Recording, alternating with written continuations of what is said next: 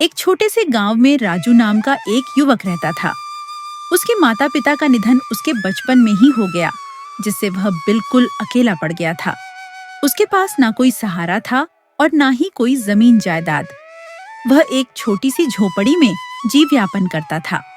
गांव के मुखिया जगरू महतो एक अत्यंत दयालु व्यक्ति थे। उन्होंने राजू की दयनीय स्थिति पर तरस खाया और उसे अपने यहाँ काम पर रख लिया। रहने के लिए उन्होंने राजू को एक अलग झोपड़ी भी दे दी। समय बीतता गया और राजू बड़ा हो गया था। वह आज भी मुखिया के यहाँ ही काम करता था और मुखिया को उस पर बहुत विश्वास था। एक दिन मुखिया ने राजू को बुलाया और कहा, राजू, अब तुम शादी क्यों नहीं कर लेते? तुम्हारी उम्र हो गई है। जब तुम्हारी पत्नी आएगी तो वह तुम्हारा आधा काम संभाल लेगी, घर संभालेगी और तुम्हारे खाने पीने का भी इंतजाम हो जाएगा। मेरी भी अब उम्र हो चली है। पता नहीं कब भगवान का बुलावा आ जाए। मैं चाहता हूं कि तुम्हारी शादी मेरे सामने हो जाए ताकि मैं तुम्हारे लिए निश्चिंत हो सकूं। अरे मुखिया जी, ऐसी बातें क्यों करते हैं? आपको मेरी उम्र भी लग जाए। आपके सिवा मेरा और कौन है यहाँ? आपने मेरे लिए बहुत कुछ किया है। बचपन से लेकर आज तक आपने ही मुझे माता पिता दोनों का प्यार दिया है। आपका ये उपकार मैं कभी नहीं चुका सकता। उपकार की बातें छोड़ो राजू। बताओ, शादी करोगे? लड़की मैं ही देखूं या तुमने किसी को पसंद कर रखा है? नहीं मुखिया जी, मेरी नजर में कोई लड़की नहीं है। आपको जैसा ठीक लगे आप वही कीजिए। मुझे आप पर पूरा भरोसा है। आप मेरे लिए भगवान से कम नहीं हैं। आप जो भी निर्णय लेंगे वो उचित होगा और मेरे भले के लिए ही होगा। अब आप ही मेरे पिता समान हैं। ठीक है राजू, मेरी नजर में तुम्हारे लिए एक बहुत अच्छी लड़की है। और हां, तुम शादी के खर्चे की चिंता बिल्कुल मत करना। वह जिम्मेदारी मेरी हुई। आखिर पिता का दर्जा दिया है तो मेरी बात भी माननी पड़ेगी। जी मालिक, जैसा आपको ठीक लगे। मुखिया जी का एक बेटा भी था, अंकित, जो यह सारी बातें सुन रहा था। वह गुस्से से अपने पिताजी के पास जाकर बोला, पिताजी, यह आप क्या कह रहे हैं? आपको क्या जरूरत है राजू की शादी का खर्च उठाने की? यह मत भूलिए कि वह हमारा नौकर है। नौकर से इतना लगाव ठीक नहीं है। ऐसे तो वह सिर पर चढ़ जाएगा। आज आप उसकी शादी के लिए पैसा देंगे तो उसे आदत लग जाएगी। बचपन से आज तक वह हमारे ही पैसों पर पलता आया है और अब आप उसकी शादी भी करवा रहे हैं। क्या आपने उसका ठेका ले रखा है? जबान संभाल के बात करो अंकित। वह मेरा नौकर नहीं, मेरे बेटे की तरह है और यह मेरी संपत्ति है। मैं जो चाहूं वह करूंगा। तुम मुझे मत सिखाओ कि मुझे क्या करना चाहिए और क्या नहीं। और यह मत भूलो कि मैं तुम्हारा बाप हूं। पिताजी, आप ठीक नहीं कर रहे हैं। मैं आपका बेटा हूं, वह फटीचर राजू नहीं। आप मेरी तुलना उसके साथ कर रहे हैं। मेरे सामने उसकी क्या औकात है? आप उसकी भोली शक्ल पर मत जाइए। सारे गरीब लोग ऐसे ही होते हैं। एक दिन आपको पता चल जाएगा कि अपना कौन है और पराया कौन। अपने और पराये की बात तो तुम करो ही मत। मुझे अच्छे से पता है कौन अपना है और कौन पराया। पहले जब मैं बहुत बीमार था तब कहाँ गया था तुम्हारा अपनापन? तब राजू ने मेरी कितनी सेवा की, दिन रात मेरी सेवा में लगा रहा। आज मैं जिंदा हूं तो सिर्फ उसकी वजह से। तुमने तो मेरी एक बार भी खबर नहीं ली। तुम अपने नशे में धुत पड़े रहते थे।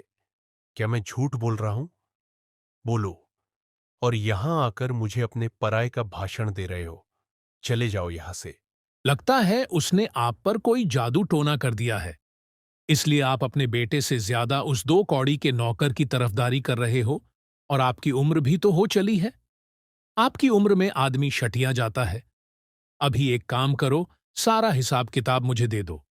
नहीं तो आप इसी तरह से सब पैसे लुटा दोगे और मेरे पास कुछ भी नहीं बचेगा। जब तक मैं जिंदा हूं तब तक तुम्हारे हाथ कुछ नहीं आने वाला। तुम्हारे हाथ में हिसाब किताब देकर मुझे अपना नाम खराब नहीं करना है। मैंने पैसे बहुत मेहनत से कमाए हैं। समाज में मेरी बहुत इज्जत है और तुम मेरी इज्जत मिट्टी में मिलाना चाहते हो। अगर तुम्हें हिसाब किताब चाहिए तो उस लायक बनकर आओ, फिर बात करेंगे। काश तुम्हारी जगह भगवान मुझे राजू जैसा बेटा दिया होता। अंकित गुस्से से वहां से चला जाता है। इस फटीचर रघु का कुछ करना पड़ेगा। यह 2 टक्के का नौकर मेरी जगह लेने की कोशिश कर रहा है। उसकी तो छोड़ो, जब अपना ही सिक्का खोटा निकले तो भला क्या करे। मेरा बाप होकर मेरी जगह उस मनहूस की तरफदारी कर रहा है। यह अपमान मैं कभी नहीं भूलूंगा। वक्त आने पर दोनों को सबक सिखाऊंगा। थोड़े ही समय बाद मुखिया राजू की शादी शांति से करवा देते हैं, जिससे राजू की जिंदगी और बेहतर हो जाती है। सचमुच शांति, तुम्हारे आने से मेरी जिंदगी पूरी तरह से बदल गई है। अब तक मैं अपने सारे काम खुद ही किया करता था। खाना पकाना, कपड़े धोना, अब सब तुम संभाल लेती हो। और तुम्हारे आने की वजह से मेरा अकेलापन भी दूर हो गया है। माता पिता तो बचपन में ही गुजर गए और फिर मालिक ने ही मुझे सहारा दिया। उन्होंने मेरे लिए बहुत कुछ किया है। उनका उपकार मैं कभी नहीं चुका पाऊंगा। आज तुम मुझे मिली हो तो सिर्फ उनकी वजह से। मालिक मेरे लिए किसी भगवान से कम नहीं है। ये बात तुम भी हमेशा याद रखना और मालिक के मान सम्मान में कभी कोई कमी मत रखना। जी बिल्कुल, आप बिल्कुल सही कह रहे हैं। मुखिया जी दिल के बहुत अच्छे आदमी हैं। ऐसे ही कुछ दिन बीत जाते हैं। एक दिन अंकित मुखिया जगरू महतो से कहता है, सुनिए पिताजी, मुझे 50,000 रुपया चाहिए। तुम्हें इतने सारे पैसे किस लिए चाहिए, वो मैं आपको नहीं बता सकता। बस मुझे पैसे दे दीजिए। समझ गया। अपने नशे की लत और जुआ खेलने के लिए तुम्हें पैसे चाहिए, क्योंकि अब तक तुम यही करते आए हो।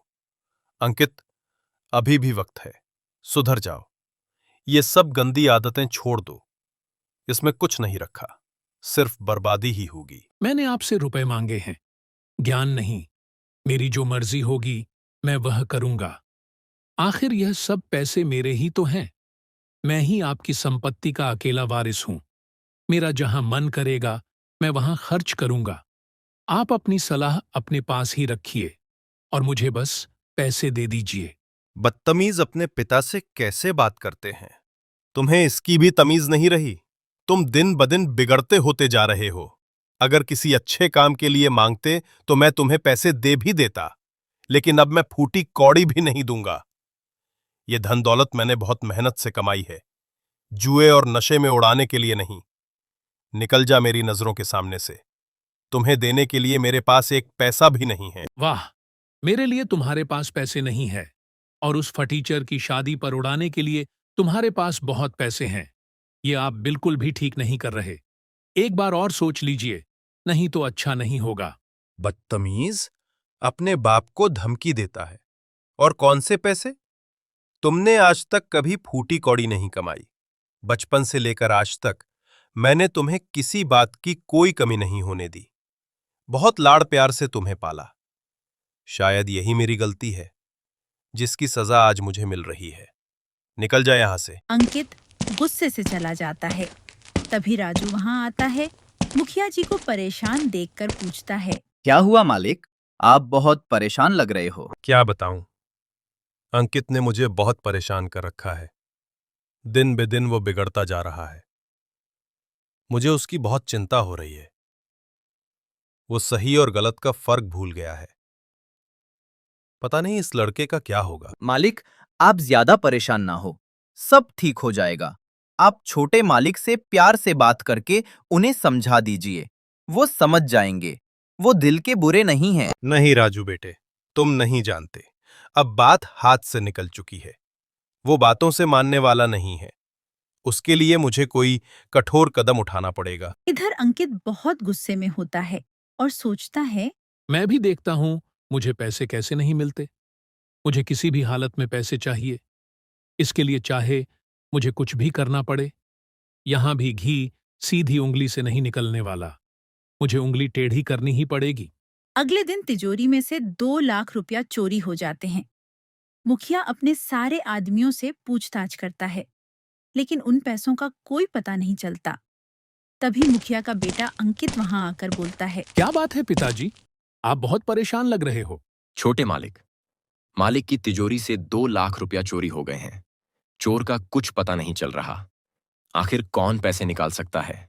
अच्छा, तो यह बात है। चोर और कौन होगा? राजू ही होगा। ये तुम क्या कह रहे हो अंकित? मुझे राजू पर पूरा भरोसा है। वह कभी ऐसा नहीं कर सकता। उस पर भरोसा करके आपने गलती की है। वह आपके भरोसे के लायक नहीं है। चोरी उसी ने की है। उसकी तो पहले से ही हमारे पैसों पर नजर थी। आप उस पर बहुत भरोसा करते थे ना। उसको कभी कभी तिजोरी की चाबी भी देते थे। अब पता चला दिन रात आपके आगे पीछे इसी के लिए तो घूमता था वह।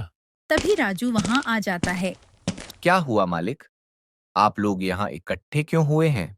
इतना सब करने के बाद पूछ रहे हो कि क्या हुआ है? एक तो चोरी की है तुमने, और ऊपर से हिम्मत तो देखो, इसकी मुंह उठाकर चला आया। तुम्हें शर्म नहीं आती? जिस थाली में खाते हो उसमें छेद करते हो। मालिक, ये छोटे मालिक क्या कह रहे हैं? मेरे तो कुछ समझ में नहीं आ रहा। चोरी? और मैं ऐसा सपने में भी नहीं सोच सकता। ज्यादा भोले मत बनो। चोरी तुमने ही की है। सच सच बताओ, वो पैसे कहाँ हैं? वरना लात मारकर तुम्हें यहां से निकाल दूंगा। तुम जैसे मक्कार को मैं अच्छी तरह से जानता हूं। पहले बड़े लोगों को अपनी चिकनी छुपड़ी बातों में फंसाते हो और उनका भरोसा जीत लेते हो। फिर जैसे ही मौका मिले हाथ साफ करके निकल जाते हो। मेरे पिताजी ने तुम्हारे लिए क्या कुछ नहीं किया, और तुमने उनके एहसान का यह सिल्ला दिया। राजू को यह सुनकर बहुत दुख पहुंचता है। बस अंकित, अब बहुत हो गया। तुम कब से राजू को भला बुरा बोलते जा रहे हो? अब और एक शब्द भी मैं राजू के खिलाफ नहीं सुनूंगा। मुझे राजू पर तुमसे भी ज्यादा भरोसा है कि राजू ऐसी हरकत कभी नहीं कर सकता। राजू भले ही गरीब है, लेकिन उसकी नीयत, उसकी ईमानदारी और उसकी अच्छाई में वह तुमसे कहीं गुना ज्यादा अमीर है। उसकी बराबरी तुम दूर दूर तक नहीं कर सकते। आप एक मामूली नौकर के लिए अपने बेटे का अपमान कर रहे हो। यह राजू एक नंबर का धोखेबाज है और चोर है। इसने चोरी की है। इसने आपकी आंखों के ऊपर पट्टी बांध रखी है, इसलिए आप सच्चाई को देख नहीं पा रहे हैं। मैं तो कहता हूं, इसके घर की तलाशी लीजिए। जरूर इसने पैसे वहीं छुपाए होंगे। बस, अब बहुत हो चुका अंकित। मैं अच्छी तरह से जानता हूं कि तुम राजू पर झूठा आरोप लगाकर उसे मुझसे दूर करना चाहते हो। मुझे तो लगता है चोरी उसने नहीं की, बल्कि मैंने तुम्हें पैसे नहीं दिए तो तुमने ही की होगी। आप मुझ पर इल्जाम लगा रहे हो अपने बेटे के बारे में। आप ऐसा सोच भी कैसे सकते हो? आपको इस नौकर पर भरोसा है और अपने बेटे पर नहीं। मैं सबके सामने कहता हूं, मुझे तुम पर बिल्कुल भी भरोसा नहीं है। अच्छा, ठीक है। आपको मुझ पर भरोसा नहीं है तो आप बेशक मेरे कमरे की तलाशी लीजिए, लेकिन मेरी एक शर्त है। मेरे कमरे की तलाशी के बाद आपको राजू के घर की भी तलाशी लेनी होगी। तभी दूध का दूध और पानी का पानी हो जाएगा। सबसे पहले अंकित के कमरे की तलाशी की जाती है, लेकिन वहां पर पैसे नहीं मिलते हैं। देखा, आप सबको नहीं मिले ना पैसे। मैं आपको कब से कह रहा हूं कि पैसे राजू ने ही चुराए हैं। एक बार उसके घर की भी तलाशी लेनी चाहिए। फिर राजू के घर की तलाशी ली जाती है और राजू के घर में पैसे मिल जाते हैं। ये लीजिए मालिक, राजू के पलंग के नीचे रखे थे। देखा पिताजी, आपसे मैं कब से कह रहा था कि पैसे राजू ने लिए हैं, लेकिन आपने मुझ पर भरोसा नहीं किया। अब पता चला अपना कौन है और पराया कौन। मुखिया जगरू महतो को भी बहुत बड़ा धक्का लगता है। वो कुछ भी नहीं बोलते हैं, बस चुपचाप खड़े रहते हैं। बोलिए ना, अब आप चुप क्यों खड़े हो?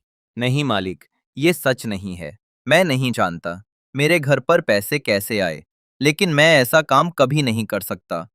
मैं चोरी कभी नहीं कर सकता। मालिक, मेरा भरोसा कीजिए। चुप कर धोखेबाज। आज तुम्हारी वजह से पिताजी को कितनी ठेस पहुंची है। वह तुम पर कितना भरोसा करते थे। मुझसे भी ज्यादा तुम पर भरोसा था। तुमने उनके साथ विश्वासघात किया है। तुमने आज पिताजी का दिल तोड़ दिया है। सबूत सबके सामने है कि चोरी तुमने ही की है। अब और कहने को बचा ही क्या है? पिताजी, मैं तो कहता हूं, इस धोखेबाज को पुलिस के हवाले कर देते हैं। नहीं मालिक, मैंने चोरी नहीं की है। आप तो मेरे लिए भगवान समान है। मैं आपके घर में चोरी नहीं कर सकता। पिताजी, ऐसे लोगों को छोड़ना नहीं चाहिए। मैं अभी पुलिस को बुलाता हूं। नहीं, तुम पुलिस को नहीं बुलाओगे। चलो यहां से। लेकिन पिताजी, आप इसे ऐसे कैसे छोड़ सकते हो? इसको सजा तो मिलनी चाहिए। मैंने कहा ना, तुम नहीं बुलाओगे पुलिस। मुझे कोई शिकायत दर्ज नहीं करवानी। चलो यहाँ से। मुखिया जी वहां से चले जाते हैं। शांति, ये क्या हो गया? आज मैंने अपने भगवान समान मालिक का दिल दुखाया है। उन्हें कितना बुरा लग रहा होगा। वो तो अंदर से पूरे टूट चुके होंगे। लेकिन आपकी तो कोई गलती नहीं है। और ये पैसे हमारे घर पर कब आए, किसने रखे? ये जरूर किसी का षड्यंत्र है आपको फंसाने के लिए। वो तो मैं नहीं जानता शांति। मुझे इस वक्त मेरे मालिक की चिंता हो रही है। न जाने वो मेरे बारे में क्या क्या सोच रहे होंगे। मुझे कैसे भी उनसे बात करनी ही होगी। मेरी बात सुनिए, अभी आपका वहां जाना ठीक नहीं होगा। आपने देखा नहीं, आपकी बात किसी ने नहीं सुनी।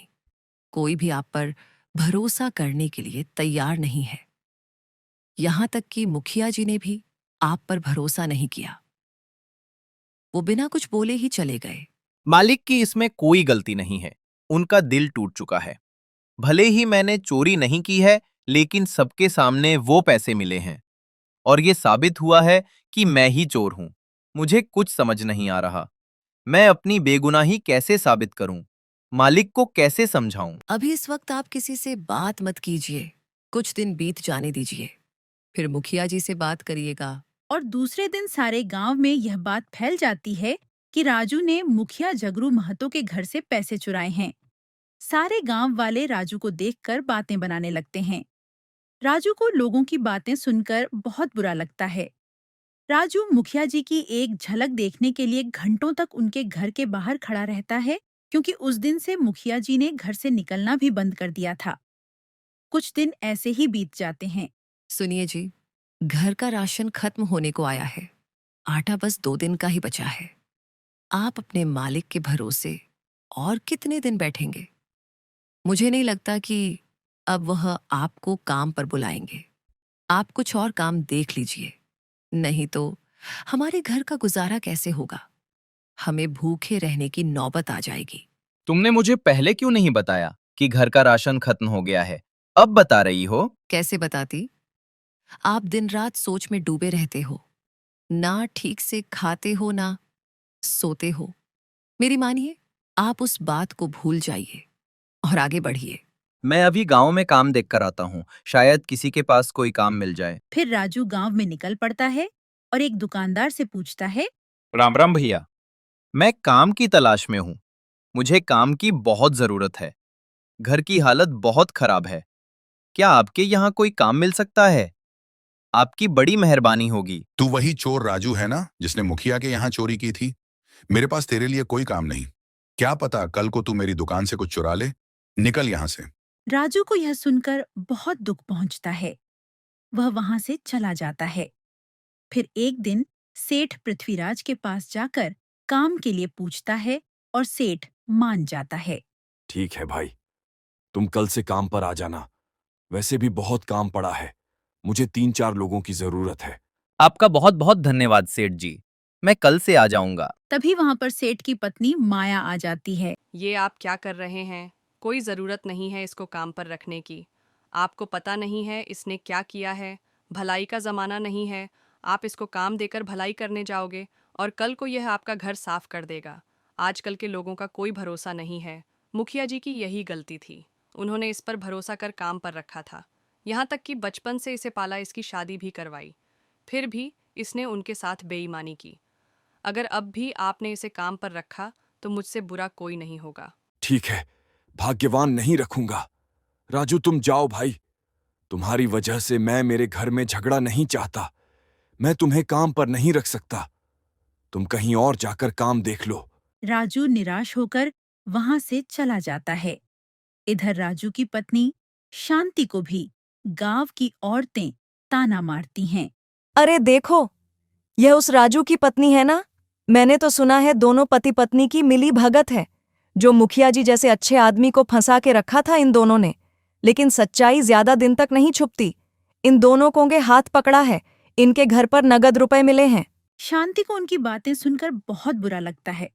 वह घर चली जाती है। घर पर राजू को देख शांति पूछती है। क्या हुआ जी? आप तो काम देखने गए थे ना, मिला क्या? नहीं शांति, देखने गया था, लेकिन वहां पर काम नहीं था। कल फिर जाकर देखता हूँ। और तुम तो सब्जी लेने गई थी, लेकिन सब्जी तो कहीं दिख नहीं रही है। क्या हुआ, सब्जी नहीं लाई? उस सब्जी के दाम कितने बढ़ गए हैं? दाम सुनकर ही मैं वापस आ गई। मैंने सोचा दाल चावल ही बना देती हूँ। वैसे भी हमारे पास ज्यादा पैसे नहीं बचे हैं। और फिर दोनों चुप बैठ जाते हैं। शांति और राजू लोगों के ताने की बात एक दूसरे से छुपाते हैं। फिर एक दिन राजू के घर एक आदमी आता है और बोलता है, राजू, सेठ पृथ्वीराज ने तुम्हें आज से ही काम पर बुलाया है। चलो जल्दी से। क्या सच में? भगवान तेरा लाख लाख शुक्र है, मुझे काम तो मिल गया। शांति, मैं निकलता हूँ। ठीक है, आप जाइए। जैसे ही फुर्सत मिले खाने के लिए आ जाइएगा। राजू सेठ पृथ्वीराज के पास काम करने निकल पड़ता है और दिन भर मजदूरी करने के बाद सेठ पृथ्वीराज उसी दिन उसे एक दिन की अच्छी मजदूरी के पैसे भी दे देते हैं। राजू खुशी से अपने घर की ओर चला जाता है। इधर सेठ पृथ्वीराज मुखिया से मिलने जाता है। मुखिया जी, मैंने आपका काम कर दिया है। जैसा आपने बोला था उसे काम पर भी रख लिया है और पैसे भी दिए हैं। आप मेरे बहुत अच्छे मित्र हो, इसीलिए मैंने आपकी बात मानी। आपने कहा इसीलिए मेरी पत्नी मानी, नहीं तो मेरी पत्नी को मनाना मुश्किल था। शुक्रिया दोस्त, तुम्हारा ये एहसान कभी नहीं भूलूंगा। एक दिन अंकित एक आदमी से बात करता है।